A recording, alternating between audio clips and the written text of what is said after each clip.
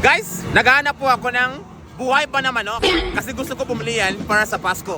Sa bansa namin, Nigeria, pagdating sa Pasko, ang bibili natin buhay pa na manok tapos luto natin. Hanap tayo ng buhay pa na manok dito sa Commonwealth Market. Commonwealth, let's go. May manok po kayo? Manok? Meron? Yung buhay pa. Nasaan? Ay, ito. Isang itim, isang puti. Lalaki ba ito, babae? Lalaki to sa ito, babae. Lalaki to, ito babae. Sige, bili ako. Magkano po isa? Ate, magkano po isa? 450 daw, 450. Let's go, labas mo. Patangin, maganda ba yan? Hindi yan kagagat sa akin. Hindi na, ikaw nga magtali ng paa niya. Ito, tali mo muna to. Yung pa. Ito pang luto ng adobo, tinola, lahat! Gusto mo bigay ko sa aso ko? Si Billion. Huwag ka takot si Billion. Ito yung pangalawa? Ayan. Okay, sige, lagay natin sa plastic. Lalaga muna. Yan. Bayad po.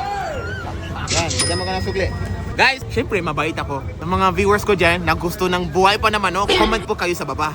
Okay? Isiship ko to sa inyo. Mabait ako. Binili ko to para mamimigay ko to. Kung sinong tao dyan gusto ng buhay pa na manok para sa Pasko, comment ka sa baba. Bigyan mo ka ng edad mo, location mo, at saka pangalan mo. Hintay mo to. Darating yan sa'yo. Ito yung sugli ko. Salamat! Thank you!